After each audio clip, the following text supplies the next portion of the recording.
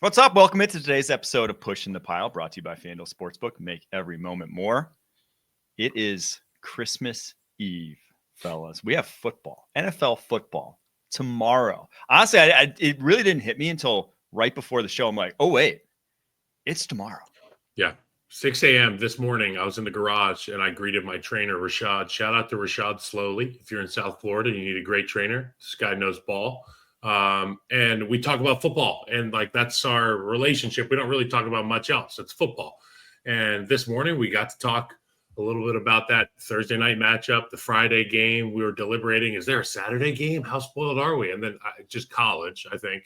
And then back to the NFL on Sunday, but we're here.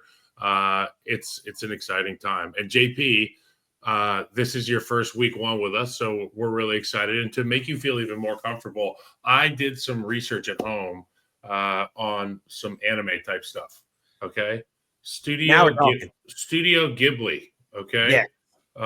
Takuma Shoten, Hayao Miyazaki. Okay, so 1988, they made a movie called My Neighbor Totoro, and my kids, I have a daughter, 3.5, and a 1.5-year-old. The 3.5-year-old loves movies, and like we don't do a lot of screen time. And I figured I would do something that was like lo-fi, low intensity. And I was checking it out. A lot of people were pointing me towards My Neighbor Totoro, and I turned it on, and it was amazing. I felt like I was in another planet watching some other form of artwork. The only thing that caught me off guard, I didn't know it got scary. It got scary pretty quick with some of the stuff that's living in the house that they were moving into. By the way, great characters. I'm going to finish that movie on my own, but I thought you would. I thought you should know. I'm trying to get into it a little bit, and it's a good world. I got to wait like 2 more years probably before I can finish the movie with my daughter. That's incredible. My Neighbor Totoro is amazing. Studio Ghibli makes so many beautiful movies. One of my favorites is Spirited Away. Spirited Away is fantastic. Always gonna look. I could watch Spirited Away at any point during the day, and I'm just gonna sit there and watch for the entire movie.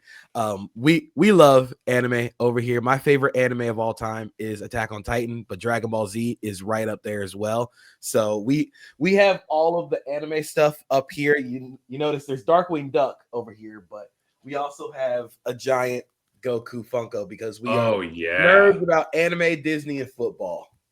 Dude, Kyle, we had the exact same experience. I watched Spirited Away, first ever anime movie for the very first time this spring. I roll into it, and you're just, as an American, you're used to animated movies with like a child main character being kids movies. And it was decidedly, I'm like, what the hell is going on? Like a half hour in, I'm like, this is not for kids. What is this? But it was great. I very much enjoyed it. So I think I'm right there on the train with you, Kyle. Yeah. We got ball. Back to week one. We got ball. We're going to do a full preview on tomorrow's episode, but today we're doing some tiers. We're tiering the best rosters, taking the quarterbacks out of it. So this is like a GM evaluation pod. We're going to be going through and ranking those, and we're going to be ranking then. So Wednesday is our tier show. We're going to have multiple tiers. We're ranking at the end, a little fun one, things to say when watching football. May not be obvious what we're going to be talking about then, but it will be once we get to it. All right, first off the ball, just a couple of news stories to hit. First one here that I really want to get to.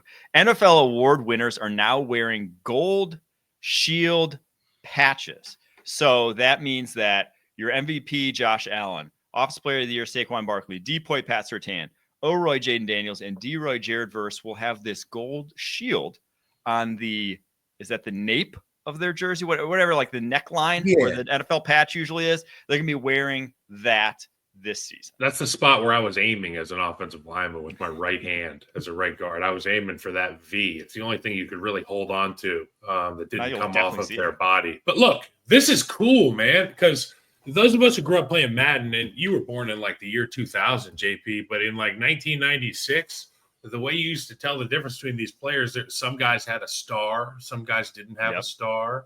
And then if I remember correctly, there was like a second level of the star, and it was a gold star, and it was a rarefied air to be in that situation. I think this is cool, man. You know, my older brother, Chris, Walter Payton Man of the Year, he got to wear one of those Walter Payton insignia emblems on his jersey. That stuff's badass, man. You see a player and they've earned the respect. You know, you hear about players with pelts on the wall. Well, these guys have pelts on their jersey. It's kind of like they're pulling rank. It's a little bit like Jim Harbaugh making guys show their rival stars, and that stuff matters. And I think it's really cool. And I think it's really cool that the number is 5. It's not 20. It's 5 guys.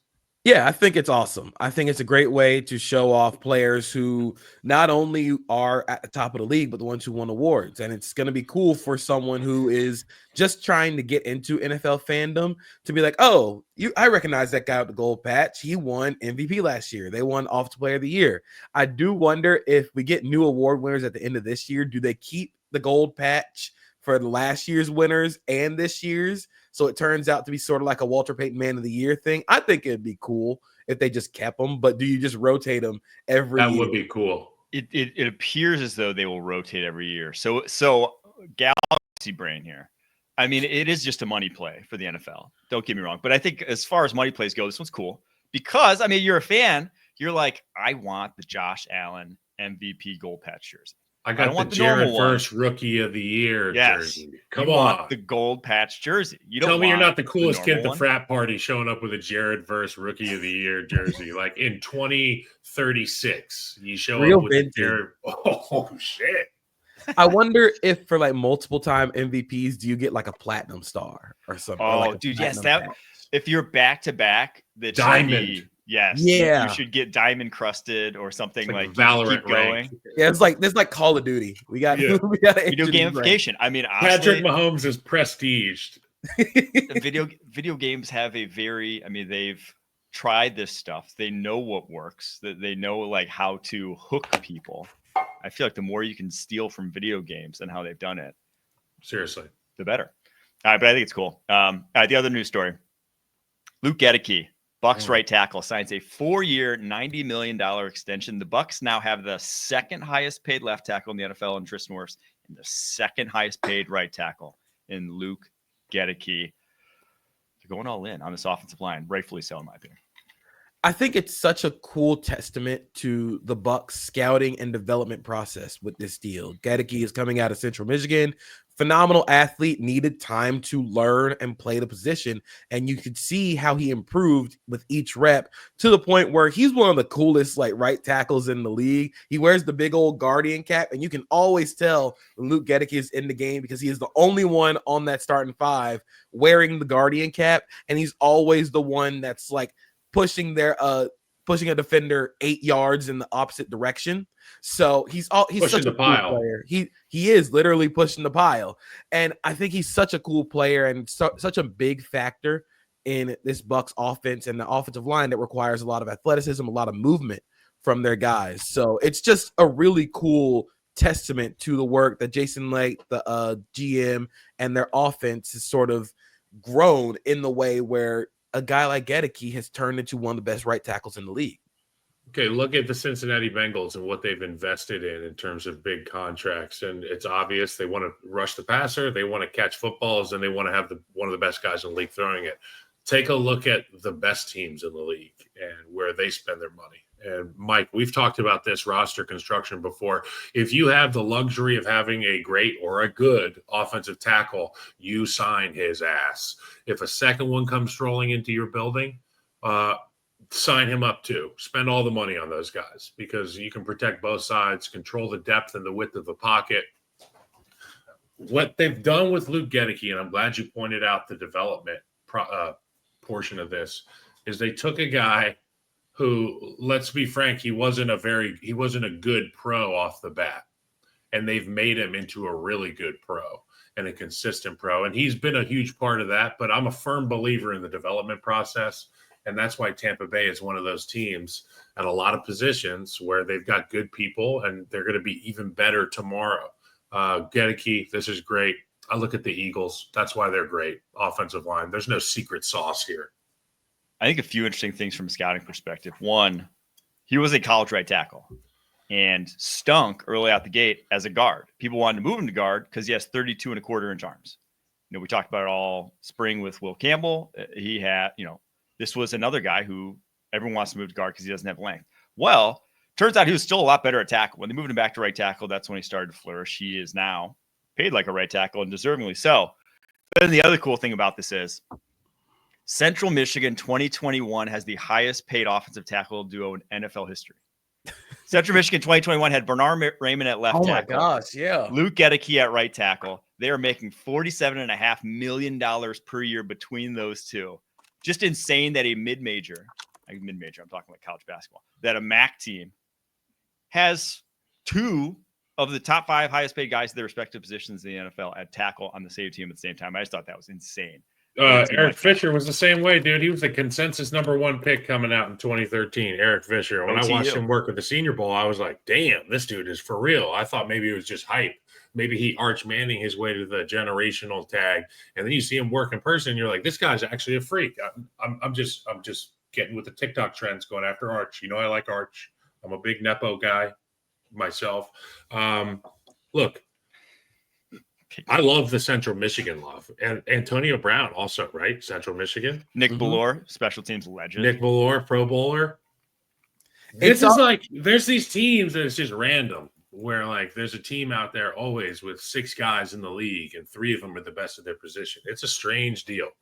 Going back and looking at some of the stats for that 2021 Central Michigan team, Lou Nichols, currently on the Pittsburgh Steelers, ran for 1,800 yards. Yeah, and you go back and watch, and it's like, oh yeah, he had two of the best tackles in the NFL blocking for him. Yeah, it's insane what the collection of talent and the development process looks like, especially going from Group of 5 level to major NFL snaps. And it's a testament to both Raymond and Goedeke, how they've grown and how they've played at this level.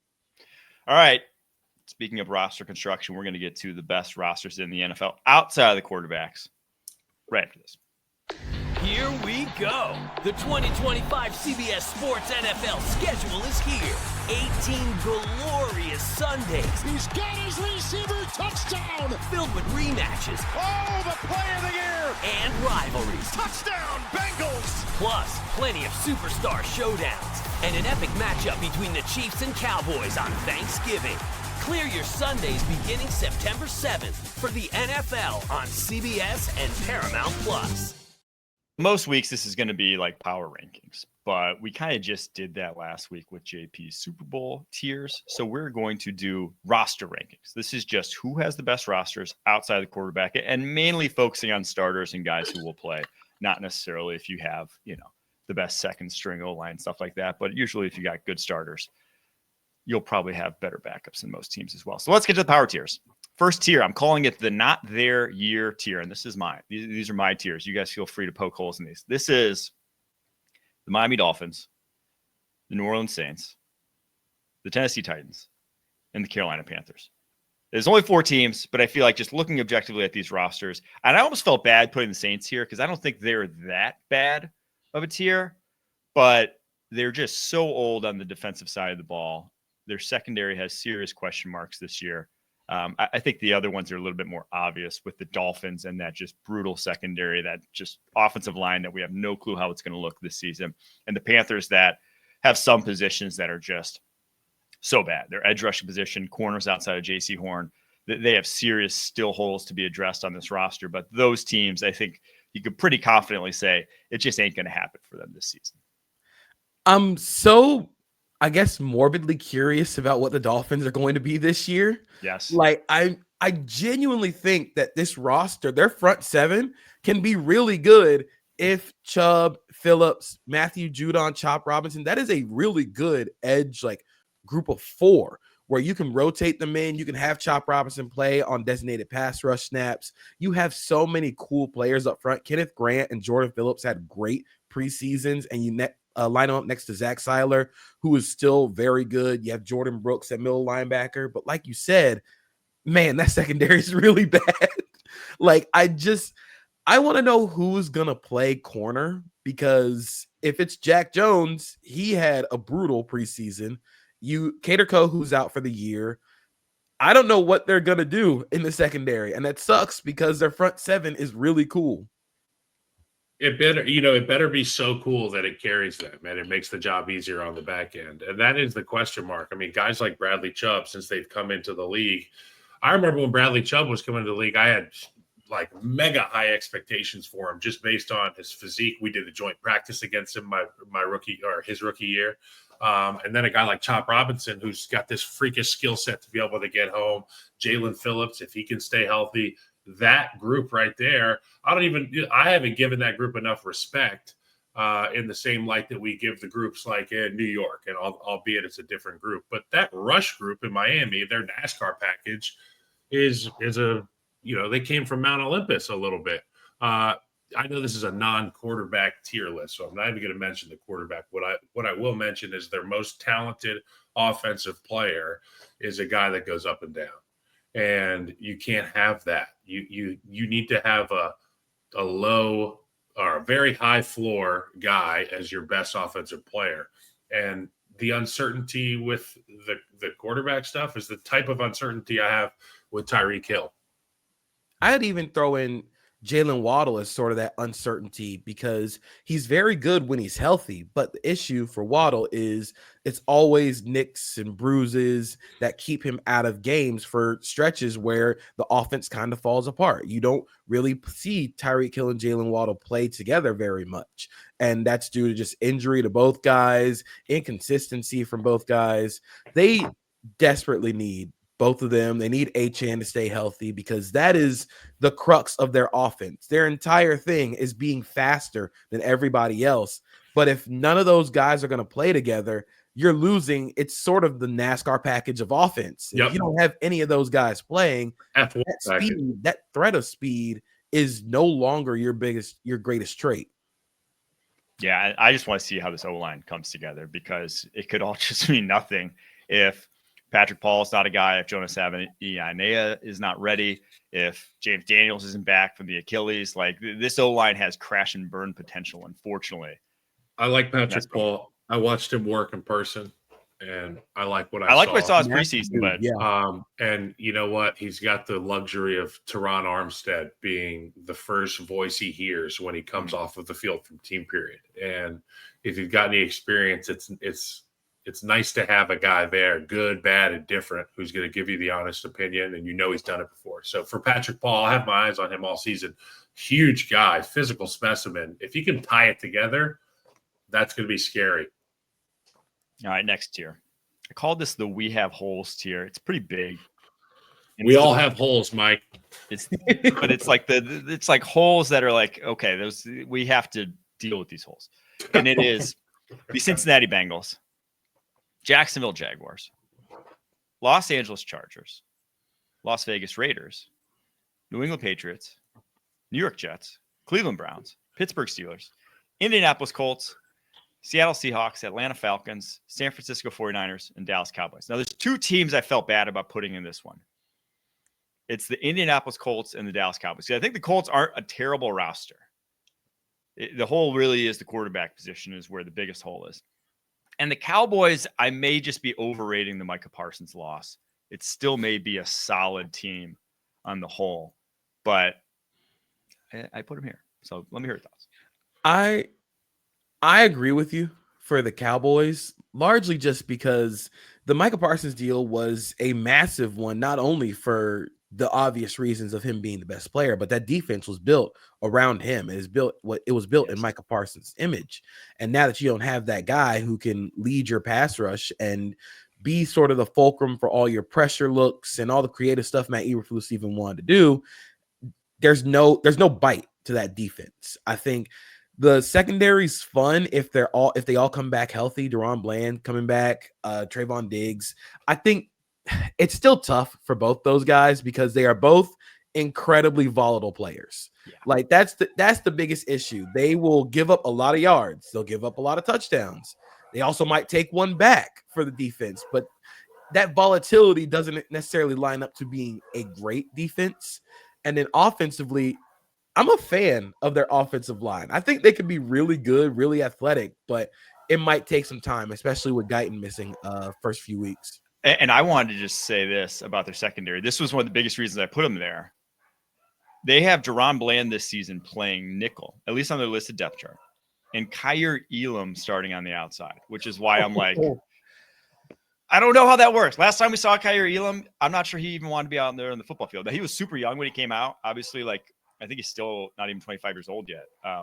But that's worrisome given his track record. I'm going to say this. These are the holes that stick out to me. Okay.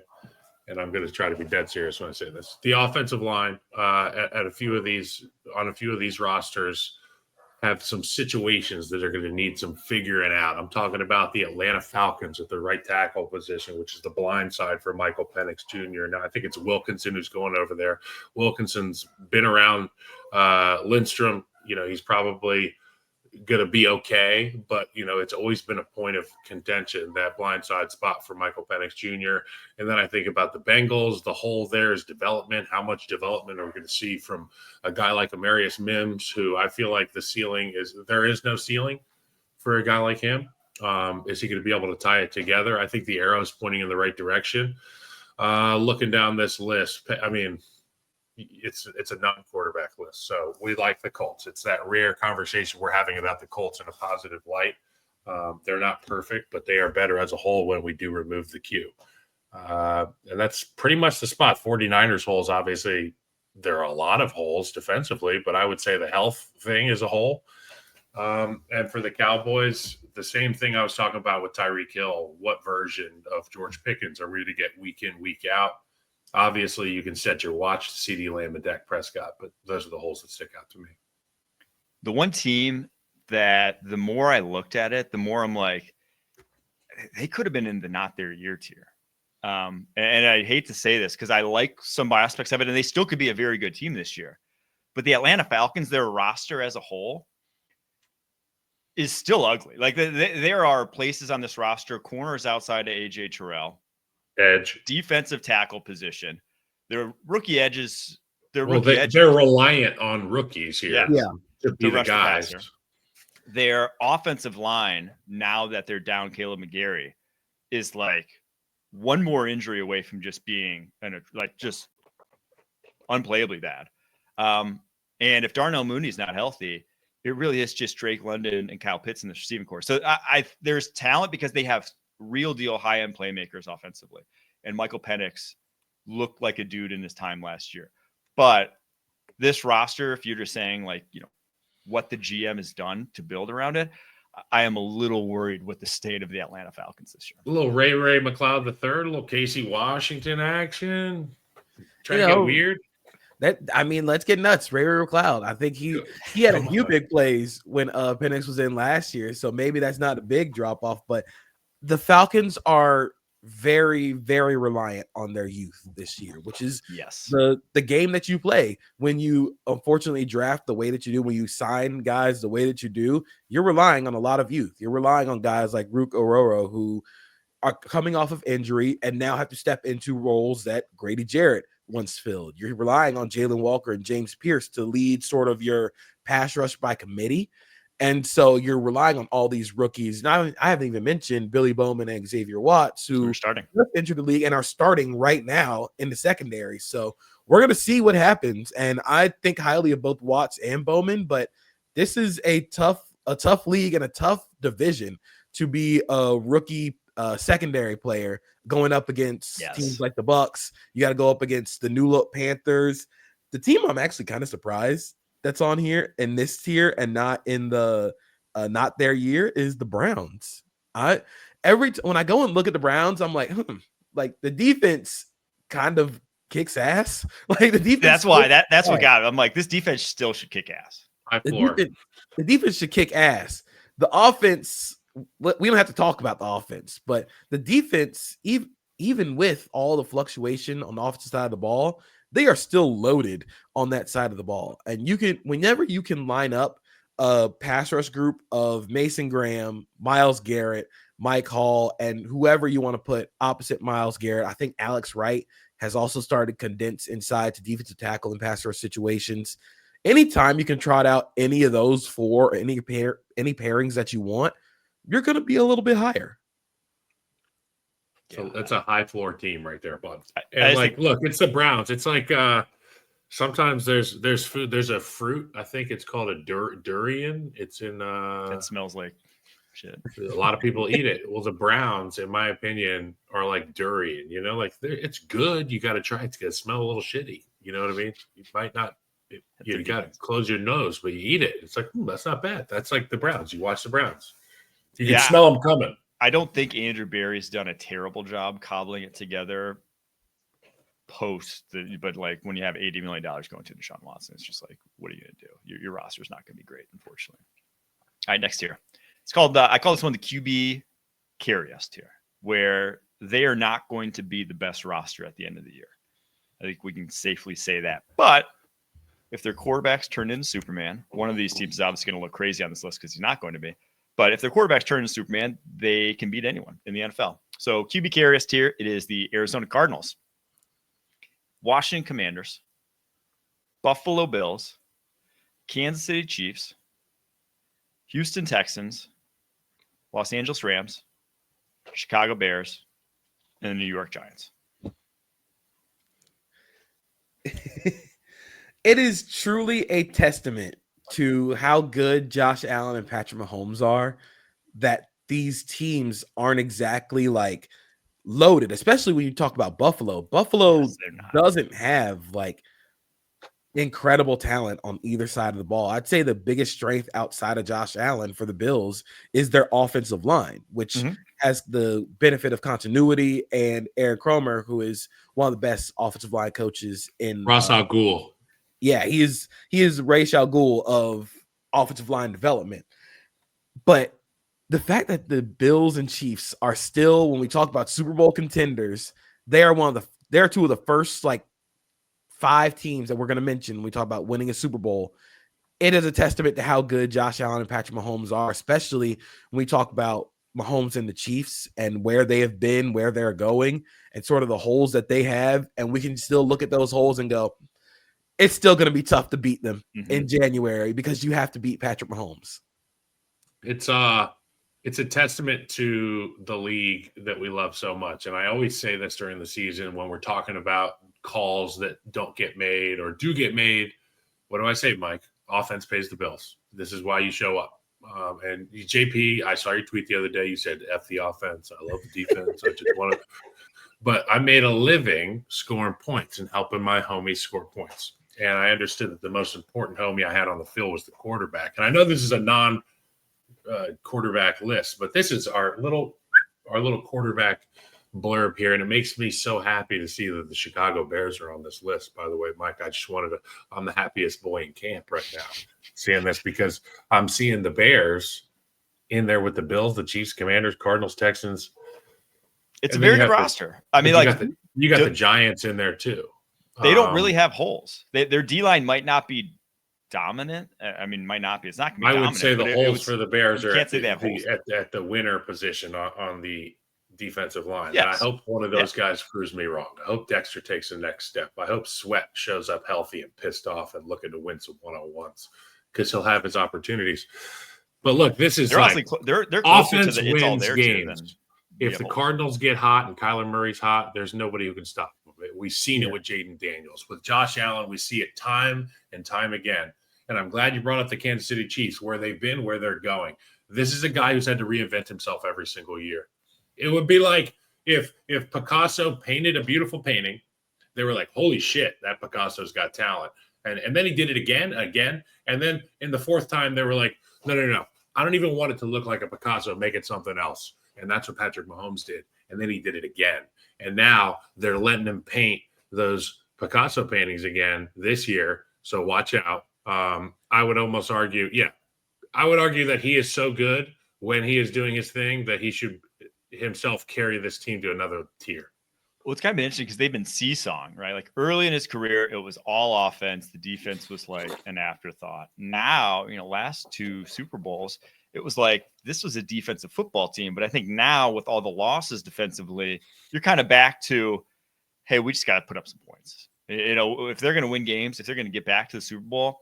You can't put up 17-21. It's got to be 28-37. And I think they're uniquely qualified to do so this year. I think they have weapons. I think they have the offensive line. I think it all is in place where, I could see the Chiefs offense being, I don't think it's ever going to get back to the Tyreek Hill 2019, 2018 sort of range, but it will be back to, a level that's amongst the best in the NFL, in my opinion. I'm actually super curious with the Texans because I feel like this Texans, again, I can talk about the Texans defense for the rest of the Yes. podcast. This defense is so sick at every level. It is so fun to watch when, again, I talk about when in Jaws, when they smell the blood in the water and Jaws just goes straight, it goes ham.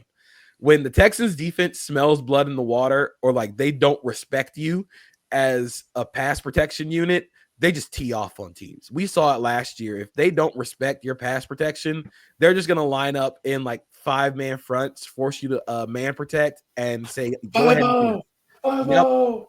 They try and get you into 5-0. Please help me, Lord. And you have to block Will Anderson Jr., Danielle Hunter one-on-one. But this team is like a Nico Collins injury away from like things getting really bad offensively. Yes. Could have the worst playmaking unit in the NFL if that happens. Yeah, like if Collins, who hasn't exactly been super healthy over the last couple of years, he's missed time with a hamstring injury, groin injury. If any of those soft tissue injuries come back up again, you're asking CJ Stroud to throw to rookies and Christian Kirk, who is also coming off of a shoulder surgery. Like, there's not a lot going on with this offense, especially with Joe Mixon being out. And again, is a testament to how awesome this defense is, that this team is in the QB carry us tier. Yes. And not we have holes. Yeah, I mean, they definitely do have holes. Let's not get it twisted. The names were only carrying me so far, but this team, I mean, it's more than good enough to win a Super Bowl because of that defense. But they released their official depth chart. Or I guess it's not official, but they released their depth chart yesterday. Their starting offensive line: rookie second rounder left tackle Ariante Ursary, Laken Tomlinson at left guard, who the Seahawks didn't even want, Jake Andrews at center, Ed Ingram at right guard, who the Vikings didn't even want, and then Titus Howard at right tackle. There's your starting lineup. CJ Stroud, I hate to ask, I'm sorry I had to go like this. They're in trouble, man. That's the just Expendables 7 starring CJ Stroud. I mean, it's probably you want Ursary like to be your left tackle of the future, but he was a second round left tackle for a reason. How many guys in NFL history have come in as second round left tackles and been able to consistently pass protect? Not a lot. I'm not banking on Ursary to be that guy. It's more just Cam Robinson at this point in his career. I think he gave up after back-to-back tags and is like, I'm not getting paid enough to try here. So that's where the Texans are at. I want to go back to the 5 down front that JP was painting the picture of, like when they smell blood in the water. We went to Denver in like 2015 when Vaughn was like doing his thing, okay? And they would run this NASCAR package in practice, and Bradley Chubb was a young man at the time on the team, and so they'd have Bradley and Vaughn, and then they'd have 3 good guys in the middle. I think it was Wolfie and Pecco, I believe, was there. And I remember one time they lined up in this 5 down front. We were so tired. It was during long drive drill. And I'm not going to say the name of the offensive lineman, but it was the only time I've ever seen an offensive lineman turn and call timeout pre-snap because he didn't like the look. He called timeout. We were trying to 5-0 is the call. It's not that confusing. I've got him, you got him. Just block the guy in front of you or try to. Timeout.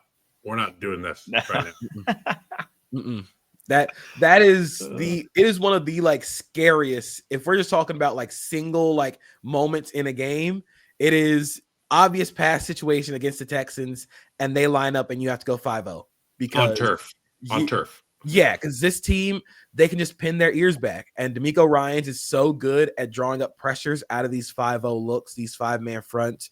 I think they got the Chargers with a really nasty one where they had Azeez Al-Shaair like loop from one B gap to the opposite B gap and get a sack. And it's just like, what do you even do? Like they're running pick and rolls in these confined spaces with these freaks of nature on the defensive line. And you can't really slide or focus on one guy because then Will Anderson Jr. or Danielle Hunter is kicking your offensive lineman's ass. So it's such, again, a testament to how cool and how awesome this defense is that we're just like, hey, this offense might be real close to falling completely apart.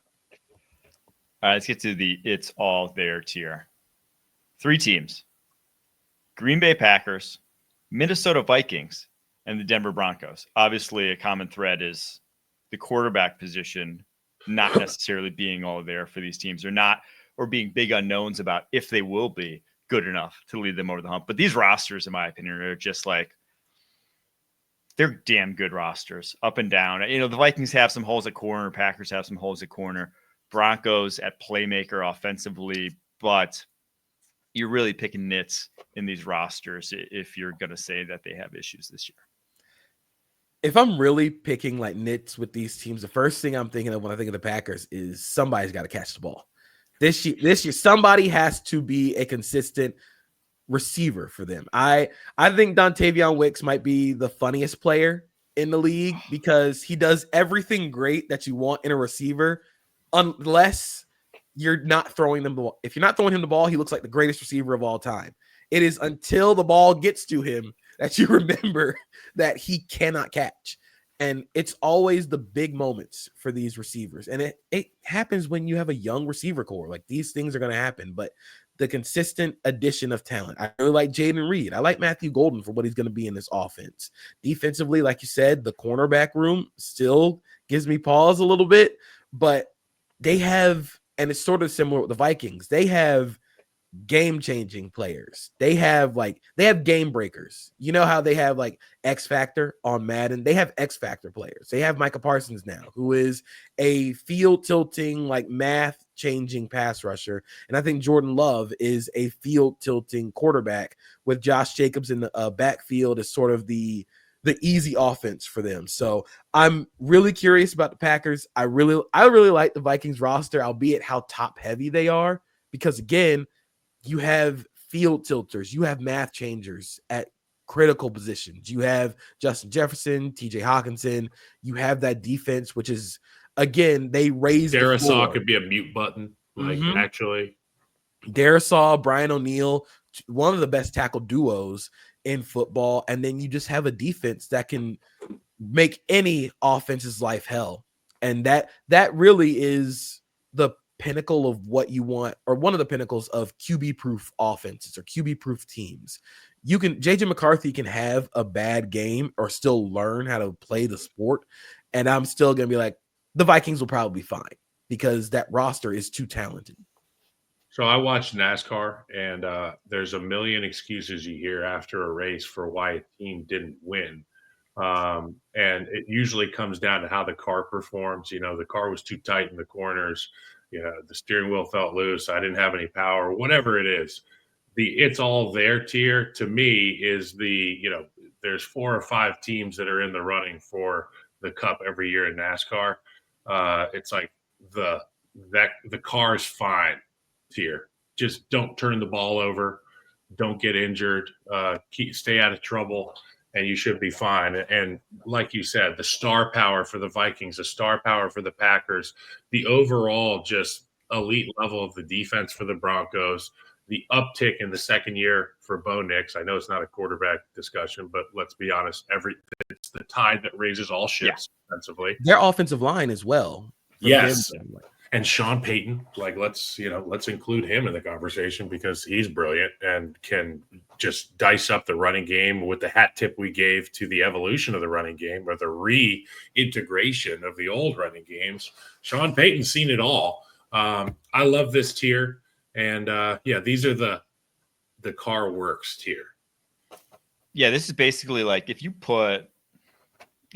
tell me Jordan Love, JJ McCarthy, or Bo Nix, any of those 3 guys turns into a top 6 quarterback this year, they should be in the Super Bowl. All 3 of these teams. Like that's how good these rosters are. That's why, again, it's all there, and it just comes down to, can your guy be good enough? Because obviously quarterback still matters more than the rest of the roster. All right, last tier here. I called it the RGMs are sick tier. It is where basically you're just in a great spot because you keep drafting well, you keep making good decisions, and your rosters continue to replenish. It is the Philadelphia Eagles. It is the Baltimore Ravens. It is the Detroit Lions. And it is, maybe controversial here, the Tampa Bay Bucks as well. And now, like I said, I just did starters. I include Tristan Wirfs in this. I'm not going to crush them for him missing a few weeks. But these rosters are these are the top of the NFL in terms of roster building. There really aren't a lot of holes. Like, very, very minor on all of these teams. It's like a guard here, a center there, a linebacker there. These are sick rosters that you could pretty much set your watch to them being double-digit win teams this year. The Ravens are such a cool team. Like every time I look at like rosters, depth charts, I go and look at the Ravens. I'm like, how do they have all of these guys at every critical position? You brought back Ronnie Stanley as your left tackle. That, again, one of the mute buttons in the NFL. Don't have to worry about that spot.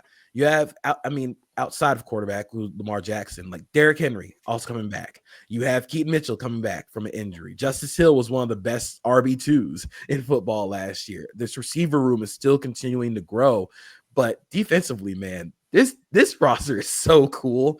And I keep going back to like the big thing I wonder with the Ravens is pass rush on the outside. But then I go and look, and Kyle Van Noy was 4th in the NFL in sacks last year with 12.5. So I'm just like, I don't know where else you want to go. Like, if you want to say corner, Jair Alexander can turn back the clock. You have Marlon Humphrey playing the slot. Nate Wiggins is going to grow.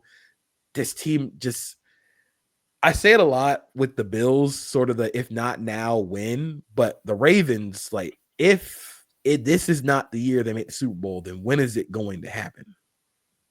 Well, and I'll say this about the Ravens too.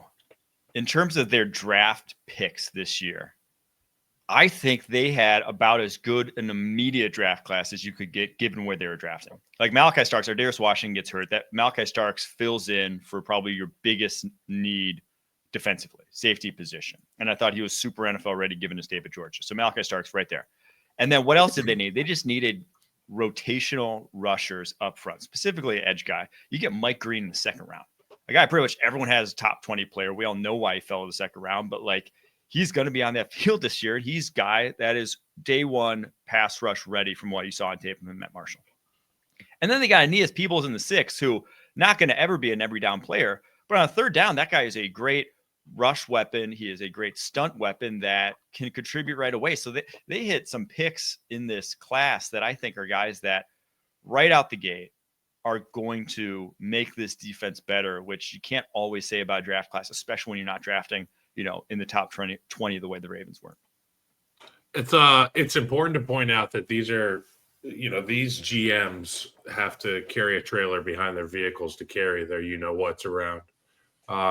And oftentimes it ruffles feathers. I think about Howie Roseman and how he operates, and he operates at a championship level. That's why we see this team in it every year. The Baltimore Ravens, as long as I can remember, have done things the same way. They're all about bringing in seeds, putting them in the ground, watching them grow, and then tending to their crops. That's what they do in Baltimore. They bring in football people, football players. Brad Holmes has kind of established a blueprint for the type of human being he wants. And when you see that Lions team play, it's obvious that there is an architect at work, and you're witnessing the real construction of something special.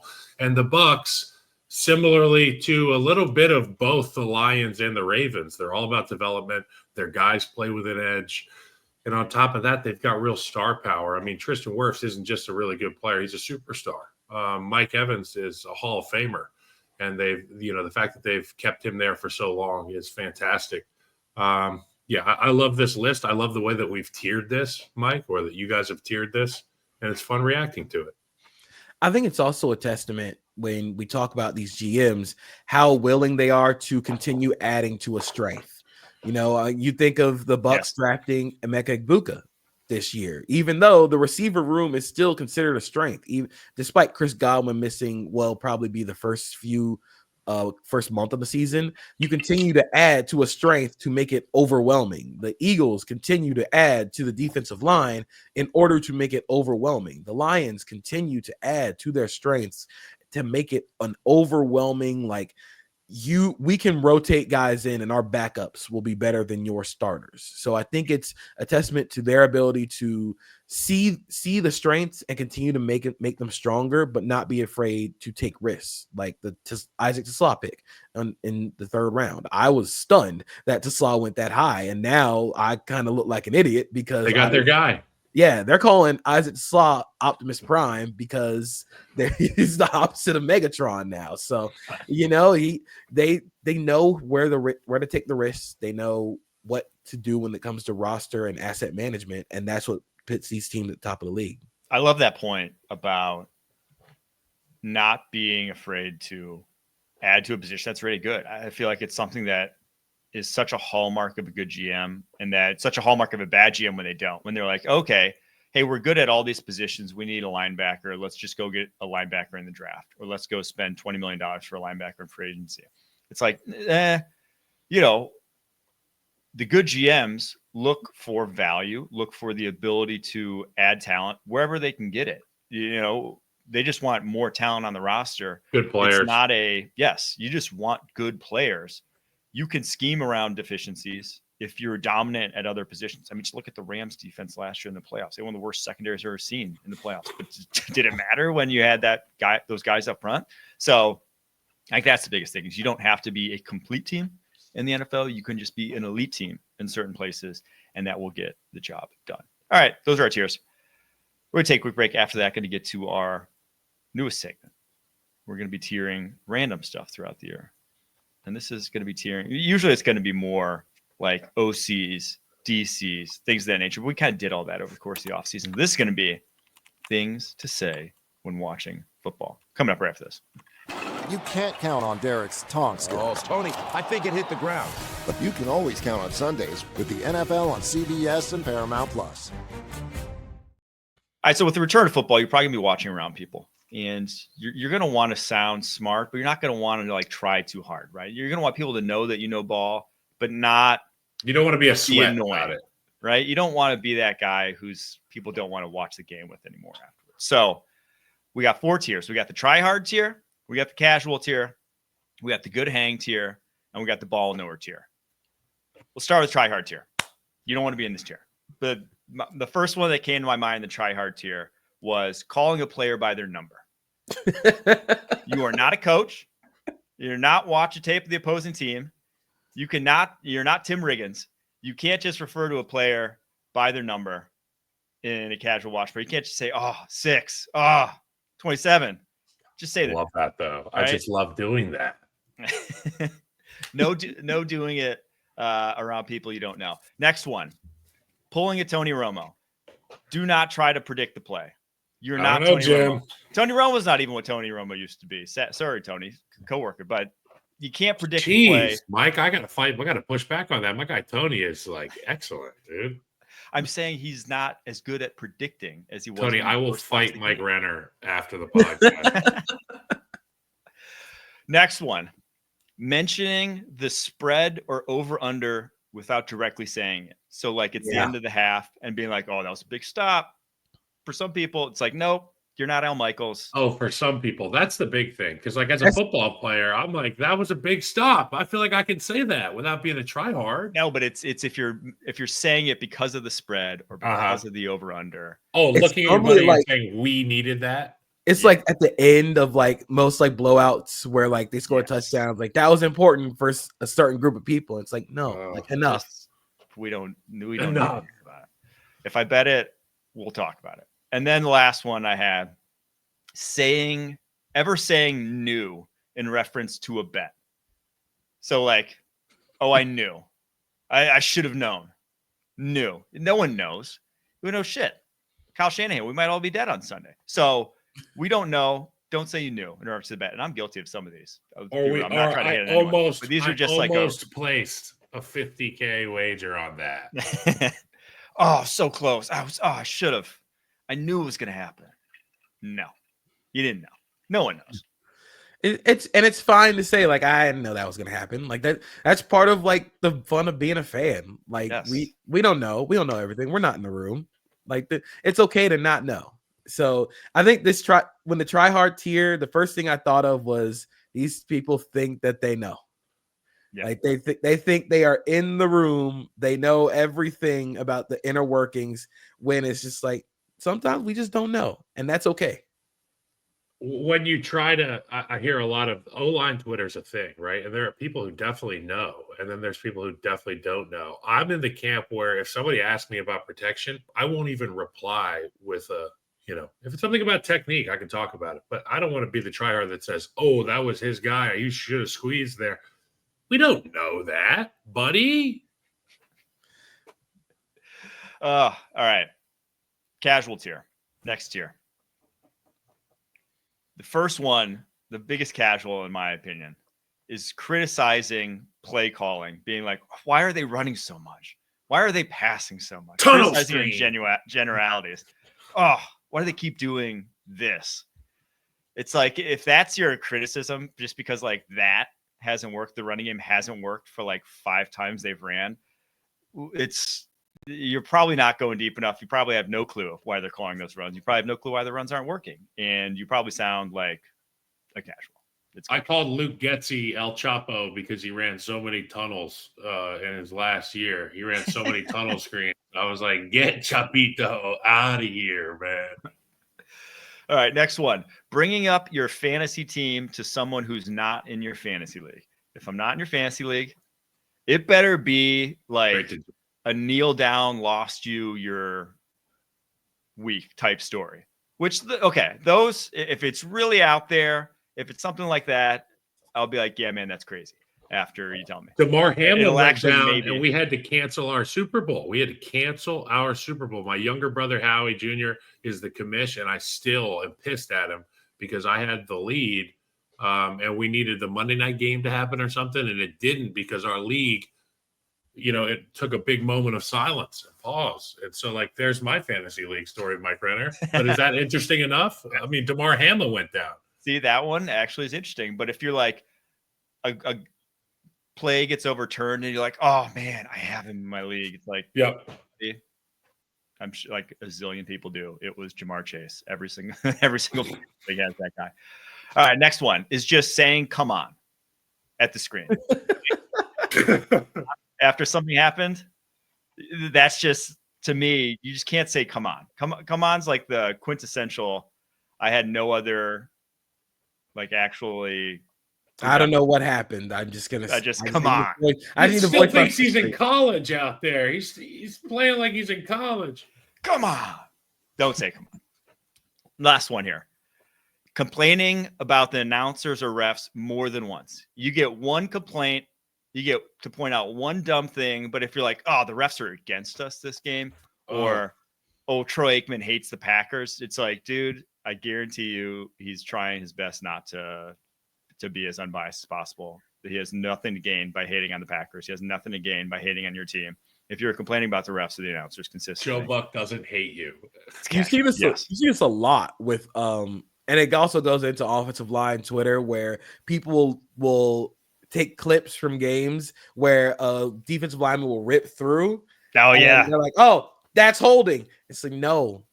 No, we've been over this. We've been over this multiple times. Like, that's not holding. You've walked yourself into that situation, and it happens a lot where it's like, oh, the refs are against us. The refs hate us.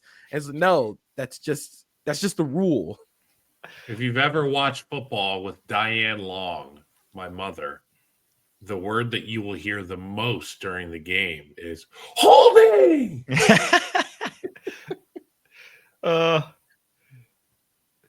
She's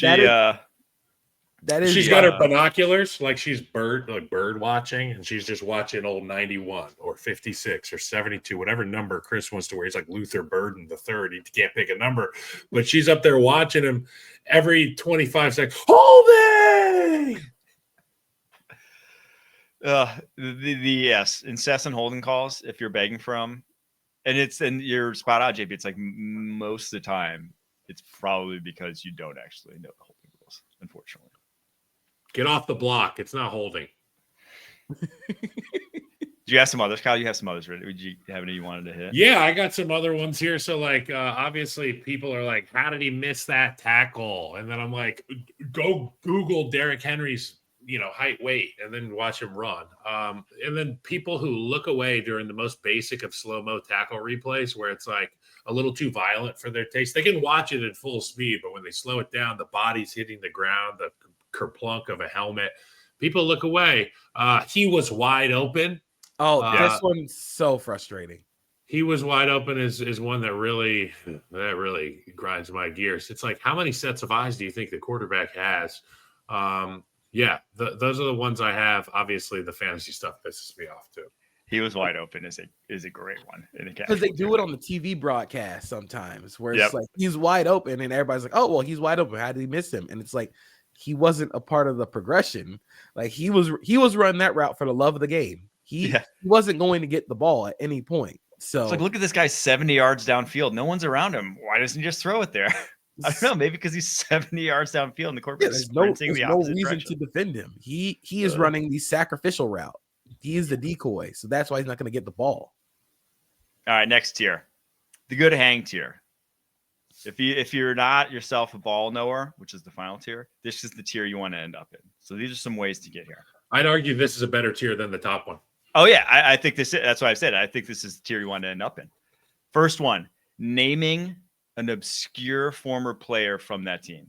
Always a great way. If you're watching a Packers game and you say Sam Congato, I'll literally I'll be in love with you. If you're like, dude, what about Sam Congato? I'll be like, what about Akbar Biamila? What about Sam Congato? Yes. What about KGB? Oh, have you seen what happened to KGB post career? Crazy, right? You're a good hang right there. It was immediately. I want to talk about it on the pod right now, but we got more. I kind of do too.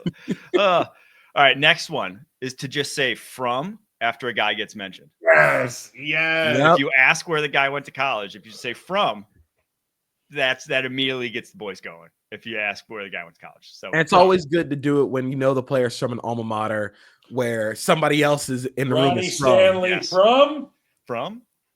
Wait, who'd you say? Ronnie Stanley from Quentin Nelson from Zach Martin.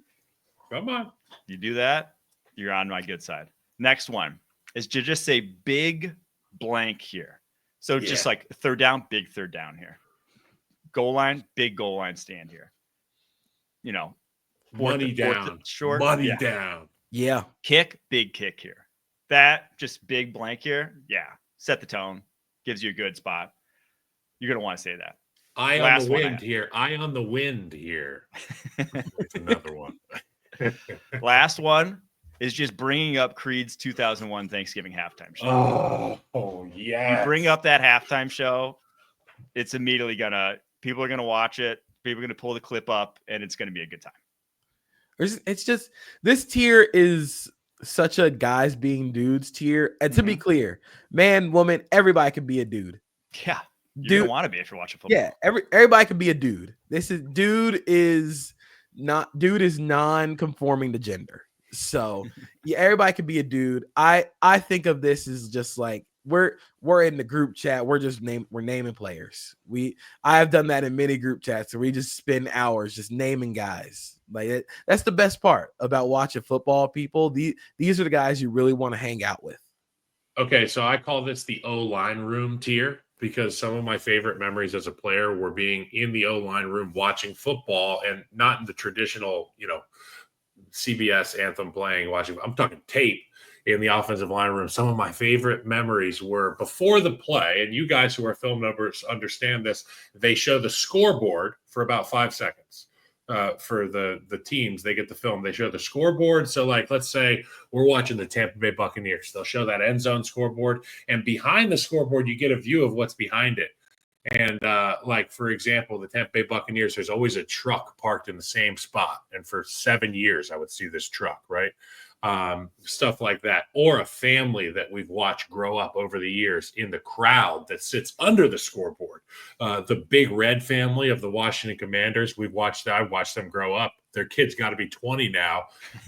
Things that you point out in the stands that you're looking at, I think is always important. And then what else did I have?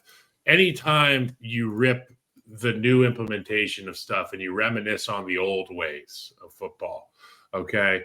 I miss the wax Gatorade cups. Yes. You know what I'm saying?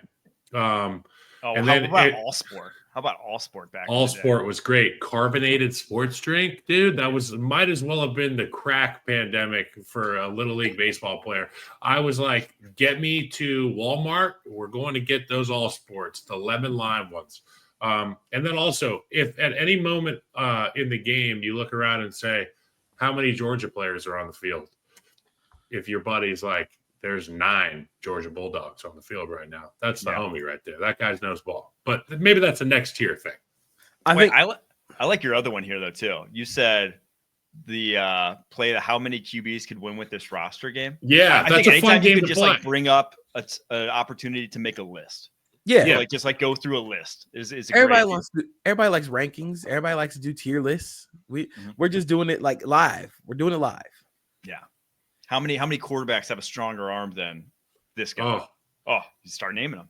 Most handsome QB. You look every time I see Jimmy Garoppolo, I'm like, this has to be the most handsome quarterback in the NFL. And then Justin Herbert goes and pulls some shit like he did this past month, and I got to change my power rankings.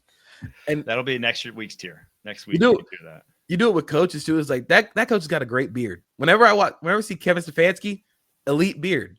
Yeah, Jeff Ulbrich. Yeah, top coaching aesthetics. Beard. Yeah, coaching aesthetics. Rank them.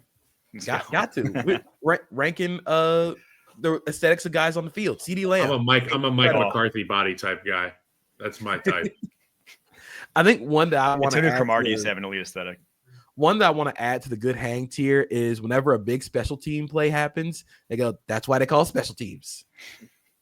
You don't call them special teams. It's a third of the game. Special teams make special teams. You know, just anything about special teams. You're a good hang. All right. Hopefully you guys have learned enough. You're in the we're all our listeners. Who am I kidding? They're all in the good hang tier already if they're listening to this podcast. Yeah. All right. Last one. Ball knower tier. And as Kyle said, you don't necessarily want to end up at the ball knower tier. You'd rather be in the good hang tier.